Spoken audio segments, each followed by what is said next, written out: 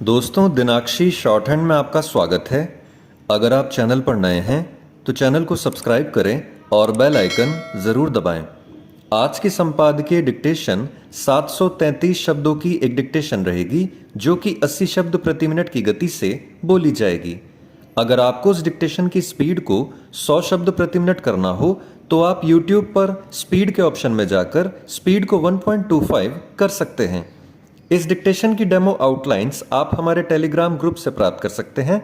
और अगर आपको इस संपूर्ण संपादकीय मैटर की सभी एडवांस आउटलाइंस और वाक्यांश की आवश्यकता है तो आप हमारा स्पेशल पेड बैच ज्वाइन कर सकते हैं।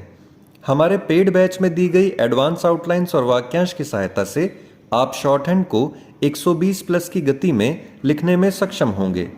इस बैच को ज्वाइन करने के लिए आप डिस्क्रिप्शन बॉक्स में दिए गए मोबाइल नंबर पर व्हाट्सएप कर सकते हैं। तो चलिए डिक्टेशन को स्टार्ट करते हैं। डिक्टेशन 5 सेकंड बाद स्टार्ट होगी। Ready, start.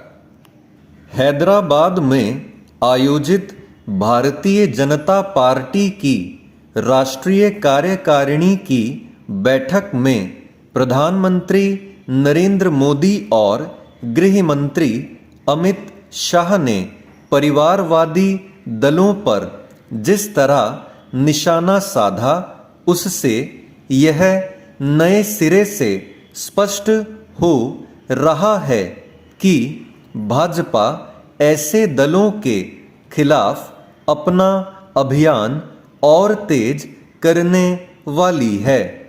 प्रधानमंत्री एक अरसे से परिवारवाद की राजनीति को लोकतंत्र के लिए बड़ा खतरा बता रहे हैं।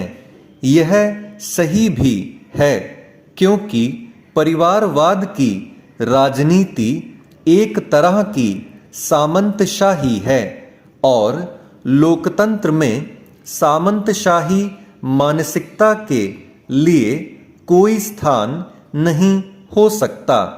विडंबना यह है कि अपने देश में परिवारवाद की राजनीति बिना किसी रोक टोक के बढ़ती जा रही है और अब तो वह न केवल बेलगाम हो रही है बल्कि उसके पक्ष में तरह तरह की दलीलें भी दी जाने लगी हैं। परिवारवाद की राजनीति की शुरुआत कांग्रेस ने की थी और एक तरह से प्रथम प्रधानमंत्री जवाहरलाल नेहरू ने इसकी आधारशिला रखी थी। इसके बाद कांग्रेस परिवारवाद की राजनीति का पर्याय और प्रतीक बनकर रह गई। आज उसकी दुर्दशा का एक बड़ा कारण परिवारवाद की राजनीति ही है। एक समय था जब अन्य राजनीतिक दल कांग्रेस का विरोध इस आधार पर करते थे कि वह वंशवाद की राजनीति को पोषित कर रही है, लेकिन वक्त के साथ ऐसे दलों ने भी इसी राजनीति को अपना लिया। आज स्थिति यह है कि एक दो दलों को छोड़कर सभी दल वंशवाद को पोषित करने में लगे हुए हैं। यह न तो इन दलों के लिए ठीक है और न ही भारतीय लोकतंत्र के लिए।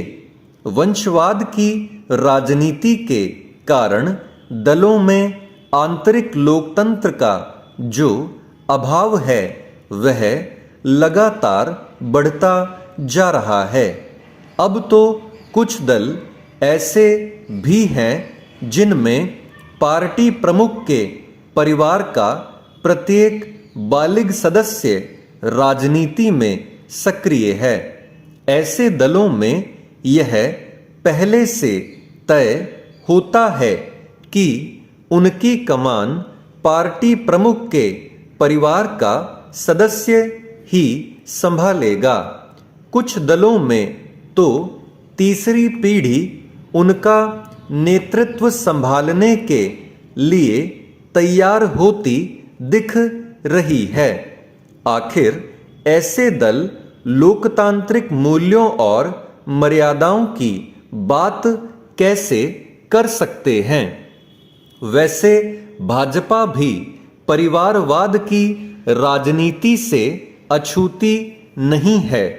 भाजपा के ऐसे अनेक नेता हैं जिनके बेटे बेटियां राजनीति में सक्रिय हैं, लेकिन अब इसके संकेत भी दिख रहे हैं कि प्रधानमंत्री मोदी इस सिलसिले को थामने के लिए सक्रिय हैं। परिवारवाद की राजनीति तब और अधिक लोकतंत्र विरोधी हो जाती है जब पार्टी विशेष में सब कुछ उसके प्रमुख ही तय करते हैं। इसमें हर्ज नहीं कि किसी नेता का बेटा अथवा बेटी राजनीति में सक्रिय हो, लेकिन एक तो इसके मानक बनने चाहिए और दूसरे यह बिल्कुल भी नहीं होना चाहिए कि पार्टी की कमान एक परिवार विशेष के सदस्यों के हाथों में रहे। चेंज उत्तर प्रदेश सहित देश में कहीं भी यदि किसी कानून का बार बार दुरुपयोग होने लगे तो उसकी प्रासंगिकता या संशोधन पर विचार किया जाना चाहिए।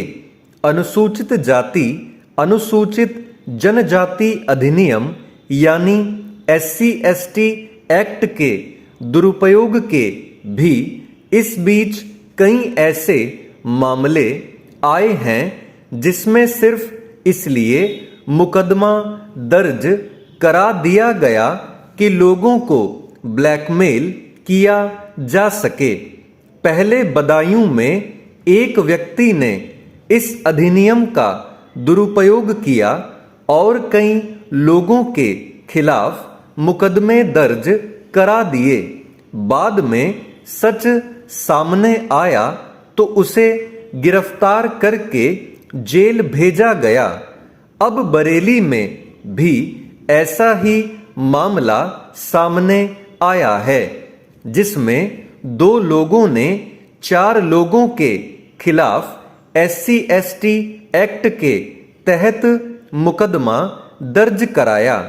दोनों घटनाओं का उद्देश्य एक ही था कि पहले मुकदमा दर्ज कराया जाए, फिर उसे खत्म करने के लिए पैसा मांगा जाए।